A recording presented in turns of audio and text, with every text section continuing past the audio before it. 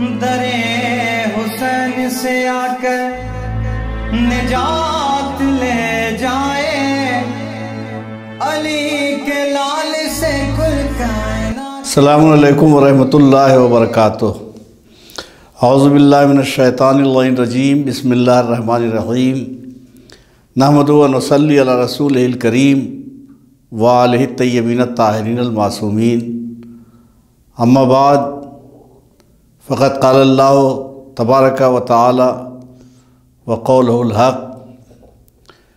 بسم اللہ الرحمن الرحیم، ان الدین عند اللہ الاسلام۔ اللہ کے نزدیک بہترین دین اسلام ہے، اور اسلام کی تعلیمات کے 3 جز ہیں: عقائد، احکام اور اخلاق۔ ظاہر ہے کہ عقائد کی بھی اہمیت اپنی جگہ پر ہے، احکام کی بھی اہمیت اپنی جگہ پر ہے، اور اخلاق کی اہمیت بھی اپنی جگہ پر ہے۔ لیکن اخلاق کی اہمیت اس اعتبار سے اور آگے بڑھ جاتی ہے کہ اگر آپ کے عقائد درست ہوں، ہم اللہ کو مانتے ہوں، اللہ کی معرفت کا دعویٰ کریں، اللہ کی توحید کے قائل ہوں، اس کے عدل کے قائل ہوں، 1,24,000 انبیاء کی نبوتوں کے قائل ہوں، 12 اماموں کی امامت کے قائل ہوں، قیامت کے قائل ہوں، لیکن ہمارا اخلاق اچھا نہ ہو، ہم چوری کریں، بے ایمانی کریں، رشوت لیں، غیبت کریں، جھوٹ بولیں یا برے کام انجام دیں، اور ہمارا اخلاق اچھا نہ ہو اور اخلاقی قدروں سے ہم ناآشنا ہوں، تو گویا اچھے عقائد کی ہم توہین کر رہے ہیں۔ اسی طریقے سے اعمال بھی ہمارے ہوں، نماز بھی پڑھتے ہوں، روزہ بھی رکھتے ہوں، واجب ہونے پر حج بھی ادا کیا ہو، اور بقیہ احکام پہ عمل بھی کر رہے ہوں، لیکن ہمارا اخلاق اگر اچھا نہ ہو تو اچھے عقائد اور اچھے اعمال دونوں کی توہین ہوگی۔ وہ عقیدہ کیا جو اخلاق کو درست نہ کر سکا، وہ عمل کیا جو اخلاق کو بہتر نہ بنا سکا۔ اس لیے کہ مثلا خود نماز میں یہ طاقت ہے کہ نماز تمام برائیوں سے روکتی ہے، تو نماز پڑھنے کے بعد بھی اگر اپنے نفس کو، اپنے آپ کو، اپنے وجود کو، اپنی ذات کو ہم برائیوں سے نہ روک سکے تو اس نماز پڑھنے سے ہمیں فائدہ کیا ہے؟ تو اس کا مطلب یہ ہوا کہ اخلاق کی اہمیت اپنی جگہ پر ہے، احکام کی اہمیت اپنی جگہ پہ ہے، لیکن اخلاق کی اہمیت اس اعتبار سے بڑھ جاتی ہے کہ اگر اچھا اخلاق نہ ہو تو اچھے عقائد اور اچھے اعمال کے ذریعے سے ہم ایک اچھے انسان کہلائے جانے کے مستحق نہیں ہوں گے۔ ہم ایک اچھے انسان اسی وقت کہلائے جا سکتے ہیں جب ہمارے عقائد بھی اچھے ہوں، ہمارے اعمال بھی اچھے ہوں، اور اخلاق بھی اچھا ہو۔ اس وقت چونکہ درس اخلاق ہو رہا ہے، لہٰذا اخلاق سے متعلق ہی کچھ گفتگو کرنی ہے کہ اخلاق خلق کی جمع ہے، 2 لفظیں ہیں، خلق اور خلق۔ خلق ظاہری اعتبار، ظاہری چہرہ کہہ لیجئے، ظاہری وجود، یہ ہے خلق، اور باطنی صورت، باطنی وجود جسے سیرت کہہ لیجئے، تو وہ ہے خلق۔ اگر ہمارا باطن سجا ہوا ہے، آراستہ ہے، بہتر ہے، درست ہے، قابل تعریف ہے، تو اس کا مطلب یہ ہے کہ ہمارا اخلاق اچھا ہے۔ لیکن اگر ہمارا باطن درست نہیں ہے اور باطن کی صورت درست نہیں ہے تو اس کا مطلب یہ ہے کہ ہمارا اخلاق برا ہے۔ ظاہر ہے کہ اخلاق کی دنیا بہت وسیع ہے، اور اخلاق کی دنیا بہت ہی لمبی چوڑی ہے، لہٰذا اسے چند لفظوں میں سمیٹنا یا اس کی تعریف کو چند لفظوں میں بیان کرنا مشکل ہے۔ زندگی کے اعلیٰ قدروں کو نظر میں رکھ کر زندگی انہی اصولوں کے مطابق بسر کرنے کا نام اخلاق ہے، یا دوسرے الفاظ میں اسلامی تعلیمات پہ مکمل طور پر عمل کرنے کا نام اچھا اخلاق ہے، اور اسلامی تعلیمات سے دور رہنے یا اس پر عمل نہ کرنے یا اس طرح سے عمل کرنا کہ اسلامی اقدار کی توہین ہو رہی ہو، یہ بد اخلاقی ہے۔ اخلاق سے تقریباً سب واقف ہیں، مثلا سب جانتے ہیں کہ جھوٹ بولنا بری بات ہے، سچ بولنا اچھی بات ہے، ایمانداری اچھی چیز ہے، بے ایمانی بری چیز ہے۔ یہ الگ بات ہے کہ منزل عمل میں نہ ہو، لیکن قائل سب ہیں اچھے اخلاق کے۔ جھوٹ نہیں بولنا چاہیے، غیبت نہیں کرنی چاہیے، چوری نہیں کرنی چاہیے، بے ایمانی نہیں کرنی چاہیے، کسی کو دھوکہ نہیں دینا چاہیے۔ یہ ساری چیزیں وہ ہیں جو اچھی طرح لوگ سمجھتے ہیں کہ بری چیزیں ہیں اور گویا بد اخلاقی ہے، اخلاق سے گری ہوئی چیزیں ہیں۔ اور وہ اسی کے مقابل میں جو چیزیں ہیں، مثلا سچ بولنا، ایمانداری کا مظاہرہ کرنا، رشوت نہ لینا، اپنے ضمیر کا سودا نہ کرنا، ثابت قدم رہنا وغیرہ وغیرہ، یہ ساری چیزیں جو ہو جن کا تعلق اچھے اخلاق سے ہے، خوش اخلاقی سے ہے، اچھے اخلاق سے ہے۔ ایسے تو بہت سی چیزیں ہیں، لیکن آج ایک شعبے پر ہمیں گفتگو کرنی ہے، اور وہ اہم شعبہ اپنے نفس سے جنگ ہے، جسے جہاد اکبر کے نام سے یاد کیا گیا۔ جہاد نفس، اپنے نفس سے لڑنا، اپنے آپ سے لڑنا، اپنی خواہشات سے لڑنا، اسے جہاد نفس کہا گیا ہے۔ پیغمبر اسلام صلی اللہ علیہ وآلہ وسلم ایک جنگ سے واپس ہوئے تو آپ نے فرمایا کہ تم لوگ جہاد اصغر کر کے لوٹے ہو، جہاد اکبر ابھی باقی ہے۔ تو لوگوں کا یا رسول اللہ تلوار سے جنگ کر کے آ رہے ہیں، تو اگر یہ جہاد اصغر ہے تو پھر جہاد اکبر کیا ہے؟ تو نبی کریم صلی اللہ علیہ وسلم نے ارشاد فرمایا کہ اپنے نفس سے جنگ کرنا، اپنے نفس سے جنگ کرنا، یہ ہے جہاد اکبر۔ ہم اگر نفس سے جنگ کرنے میں جیت گئے تو دنیا بھی ہماری کامیاب ہے اور آخرت بھی ہماری کامیاب ہے۔ لیکن اگر نفس جیت گیا اور ہم ہار گئے تو اس کا مطلب ہم یہاں بھی ناکام ہیں اور آخرت میں بھی ناکام ہیں۔ تو دنیا اور آخرت کو اگر سجانا اور سنوارنا ہے تو مسلسل اپنے آپ سے جنگ کرنا ہے، اپنے نفس سے جنگ کرنا ہے، اپنے خواہشات نفس سے جنگ کرنا ہے، بے جا آرزوؤں سے جنگ کرنا ہے، اور وہ چیزیں جو ہمیں گویا دین پہ ثابت قدم رہنے سے الگ کرتی ہیں، دور کرتی ہیں، ان چیزوں سے ہمیں گریز کرنا ہے، ان چیزوں سے پرہیز کرنا ہے۔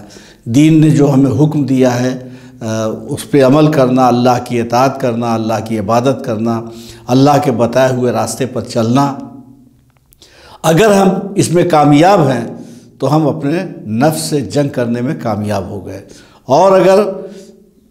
نماز کا وقت ہے لیکن ہم باتوں میں مصروف ہیں اور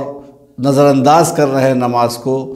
ماہ رمضان مبارک آ گیا، روزہ نہیں رکھ رہے ہیں، حج واجب ہو گیا لیکن غافل ہیں، یا اسی طریقے سے جو احکام پروردگار عالم نے ہمیں دیے ہیں اس حکم کی تعمیل اگر ہم نہیں کر رہے ہیں تو ہم اپنے نفس سے ہار گئے، ہمارا نفس جیت گیا، شیطان جیت گیا، شیطانی آرزوئیں جیت گئیں، خواہشات جو بیجا تھی نفس کی وہ جیت گئی۔ تو اس کا مطلب یہ ہوا کہ اللہ نے جو ہمیں گویا اشرف مخلوق بنا کر بھیجا تھا، افضل مخلوق بنا کر بھیجا تھا، ہم اس میں ناکام ہو گئے اور اس معیار کو باقی نہ رکھ سکے۔ آپ کربلا میں دیکھیں، جو لوگ اپنے نفس کی جنگ جیت گئے وہ حسین کے ساتھ ہو گئے، حسین کے طرفدار ہو گئے، اور جو اپنے نفس سے ہار گئے وہ حسین کا ساتھ دینے میں کامیاب نہ ہو سکے، وہ دنیا کے خواہشات میں الجھ کر کے رہ گئے اور انہوں نے دنیا کے لیے آخرت کو چھوڑ دیا، آخرت کو ترک کر دیا، حسین کا ساتھ چھوڑ دیا۔ ایک ہی لشکر میں حر بھی ہے، حرملہ بھی ہے۔ حر اپنے نفس سے جنگ کرنے میں کامیاب ہو جاتا ہے، اپنی جنگ جیت جاتا ہے اور نفس پہ غالب آ جاتا ہے، اور نتیجہ یہ ہے کہ دوزخ کے سرحد سے پلٹ کر جنت میں پہنچ جاتا ہے، مالک جنت کا ساتھ اسے مل جاتا ہے، مالک جنت کی دعائیں مل جاتی ہیں اور جنت کی بشارت حر کو مل جاتی ہے۔ اور دشمن کے لشکر میں، یزید کے لشکر میں رہنے والا حر ہمیشہ ہمیشہ کے لیے حر علیہ السلام ہو جاتا ہے۔ لیکن حرملہ اپنے نفس کی جنگ کو نہ جیت سکا، یزیدی لشکر میں اور جو لوگ تھے وہ اپنے نفس کی جنگ کو نہ جیت سکے اور وہ ہار گئے۔ اسی طریقے سے پیغمبر اسلام صلی اللہ علیہ وآلہ وسلم نے جب دین کی تبلیغ کی اور دین کو پیش کیا اور صحیح دین کو پیش کیا، تو جو لوگ اپنے نفس سے جنگ کرنے میں کامیاب ہو گئے وہ نبی کریم صلی اللہ علیہ وسلم کے طرفدار ہو گئے، لیکن جو لوگ نفس کی جنگ ہار گئے وہ ناکام ہو گئے۔ اسی طریقے سے ہمارے 12 امام علیہ السلام ہیں، ہمارے 12 اماموں کی زندگی ہے، ان کے اپنے اپنے دور میں جو لوگ اپنے نفس سے جنگ کرنے میں کامیاب ہو گئے وہ امام کے طرفدار ہو گئے، امام کے دوست ہو گئے، انہیں اذیتیں دی گئیں، سولی پہ چڑھایا گیا، قتل کیا گیا، گھر جلایا گیا، قید کیا گیا، مگر وہ ثابت قدم رہے، اس لیے کہ وہ نفس کی جنگ جیت چکے تھے۔ مگر جو اپنے نفس کی جنگ ہار گئے تھے وہ نہ رسول کے ساتھ ہوئے، نہ مولا علی کے ساتھ ہوئے، نہ امام حسن کے ساتھ ہوئے، نہ امام حسین کے ساتھ ہوئے، نہ کسی امام کے ساتھ ہوئے، اور نتیجہ یہ ہوا کہ اپنی دنیا بھی برباد کر لی اور اپنی آخرت بھی برباد کر لی۔ دنیا اور آخرت دونوں جہان کو اگر کامیاب کرنا ہے تو ہمیں اپنے نفس سے جہاد کرنا ضروری ہے، نفس کی جنگ لڑنا ضروری ہے۔ ایک واقعہ آخر میں بیان کر دیتا ہوں کہ جس کے ذریعے سے اندازہ ہوگا کہ اگر ہم اپنے نفس کی جنگ جیت جاتے ہیں تو کس طریقے سے ہماری عاقبت سنور جاتی ہے، آخرت سنور جاتی ہے، مرنے کے بعد برزخ کی جو زندگی ہے، قبر کی جو زندگی ہے، وہ بھی ہمارے لیے پرسکون اور آرام دہ ہو جاتی ہے۔ جو واقعہ میں بیان کرنے جا رہا ہوں اسے بہت سے علماء نے اپنی اپنی کتابوں میں لکھا ہے، خصوصاً آیت اللہ دستغیب شہید نے اپنی کتاب داستان ہے پراگندہ میں اس واقعے کو تحریر کیا ہے، جس کا خلاصہ میں آپ کے سامنے پیش کر رہا ہوں کہ عید کے دن عام طور سے ہم لوگ دوستوں کے ہاں، ساتھیوں کے ہاں، عزیزوں کے ہاں، رشتہ داروں کے ہاں ملاقات کے لیے جاتے ہیں اور شیرینی وغیرہ نوش کرتے ہیں، کھاتے ہیں، چکھتے ہیں، تو عام طور سے یہ دستور ہے۔ تو ایسے ہی کچھ دوست تھے جو اپنے کسی دوست سے ملنے کے لیے عید کے دن اس کے گھر جا رہے تھے۔ دوست کے مکان سے قریب قبرستان تھا، تو یہ لوگ ایک قبر پہ بیٹھ گئے اور کہہ لیں تھوڑا آرام کر لیں۔ قبر پہ بیٹھے تو جس قبر کے پاس بیٹھے ہوئے تھے اسی صاحب قبر کو مزاحاً خطاب کیا کہ آپ کو معلوم نہیں ہے کہ آج عید کا دن ہے اور ہم آپ کے مہمان ہیں، کیا آپ ہمیں دعوت نہیں دیں گے؟ آج عید کا دن ہے، کیا ہمیں آپ دعوت نہیں دیں گے؟ تو انہوں نے تو مذاق میں کہا تھا، مگر قبر سے آواز آئی کہ آج چونکہ اللہ کی مرضی ہم نے حاصل نہیں کی ہے، اللہ سے دریافت نہیں کیا ہے، اللہ سے اجازت نہیں حاصل کی ہے، اس لیے ہم آج آپ کو دعوت نہیں دے سکتے، اگلے ہفتے آپ تشریف لائیے، مثلا فلاں دن فلاں تاریخ میں آپ تشریف لائیے، آپ ہمارے مہمان ہوں گے۔ تو مثلا یہ کہا کہ آج شب جمعہ ہے، آج جمعرات ہے، اگلی جمعرات کو آپ تشریف لائیے۔ یہ میں نے ایک مثال دی ہے کہ مثلا اگلی جمعرات کو آپ تشریف لائیے۔ اب یہ لوگ بہت پریشان ہوئے کہ مردے کی دعوت کا مطلب یہ ہے کہ ہم بھی مر جائیں گے اور قبر کے پہلو میں کہیں قبر بن جائے گی اور ہم بھی قبر کی زینت ہو جائیں گے۔ اب یہ بہت پریشان ہوئے کہ اب ایک ہفتے کی زندگی ہماری اور ہے، اس سے زیادہ ہمیں جینا نہیں ہے، پریشان ہوئے، گھر آئے اور ماں سے، باپ سے، بھائیوں سے، بہنوں سے، رشتہ داروں سے، عزیزداروں سے، ہمسایوں سے، پڑوسیوں سے، دکانداروں سے، سب کے پاس جا کر کے معافیاں مانگ رہے ہیں کہ اگر ہم سے کوئی غلطی ہوئی ہو، کوئی خطا ہوئی ہو تو ہمیں معاف کر دیجئے، جس کا قرض ہو وہ ہمیں بتا دے، اگر ہم بھول بھی گئے ہو تو ہمیں بتا دے تاکہ ہم ادا کر دیں اور یہ ذمہ داری، یہ بار، یہ بوجھ لے کر کے ہم اس دنیا سے نہ جائیں۔ جب انسان کو یقین ہو جاتا ہے کہ فلاں دن ہم مر جائیں گے تو اپنے آپ کو سنوارنے کی کوشش کرتا ہے۔ یہ انتظار کرتے رہے کہ اب مثلا 6 دن باقی رہ گئے مرنے میں، اب 5 دن باقی رہ گئے، اب 4 دن باقی رہ گئے، اب 3 دن باقی رہ گئے، اب 2 دن باقی رہ گئے، یہاں تک کہ جب جمعرات کا دن آیا تو انہوں نے کہا کہ اب آج ہمارا خاتمہ ہے، لیکن انتقال نہیں ہوا۔ تو انہوں نے سمجھا کہ ہم نے غلط سمجھا تھا، ہو سکتا ہے کہ قبر میں جو مردے نے ہم سے کہا تھا، صاحب قبر نے جو کہا تھا، ان کا مفہوم کچھ اور ہو۔ چنانچہ یہ لوگ پھر وہاں قبر پہ گئے، نہا دھو کر کے، کپڑے وغیرہ پہن کر کے وہاں قبر پہ گئے اور کہا کہ آپ نے آج ہمیں بلایا تھا، ہم حاضر ہوئے ہیں۔ اتنے میں قبر شگافتہ ہوئی اور آواز آئی کہ قبر میں راستہ بن گیا، آپ اندر تشریف لائیے۔ کچھ ذرا سا اندر یہ لوگ پہنچے تو تھوڑی دیر کے بعد فوراً وہ قبر کی تاریکی وغیرہ کا منظر ختم ہو گیا، یا جو تنگی ہوتی ہے قبر کی وہ منظر ختم ہو گیا۔ وسیع و عریض صحرا، میدان، باغ اور جیسے بالکل جنت نما ماحول معلوم ہو رہا تھا، پھل فروٹ وغیرہ سب ہر طرف نظر آ رہے تھے، اور شاندار محل، آواز آئی کہ آپ اس محل کی طرف آئیے۔ محل کی طرف یہ لوگ پہنچے، اندر پہنچے تو دیکھا کہ کام کرنے والے مزدور، ملازم، خادم وغیرہ سب کام میں مصروف ہیں، اور تخت مرصع نگار پہ ایک شخص بادشاہوں کی طرح سے بیٹھا ہوا ہے اور احکام نافذ کر رہا ہے۔ بہرحال یہ لوگ پہنچے، سلام کیا، جواب سلام ملا، اور ان لوگوں کا یہ کہنا ہے کہ جو پھل فروٹ یا ضیافت کا جو سامان تھا، جیسا کھانا ہم لوگ کھلایا گیا، ایسا دنیا میں کبھی ہم لوگوں نے چکھا نہیں تھا، کھایا نہیں تھا، نہ ایسے پھل، نہ ایسے فروٹ، نہ ایسا کھانا ہم لوگوں نے دنیا میں کبھی چکھا نہیں تھا۔ عجب لذت تھی۔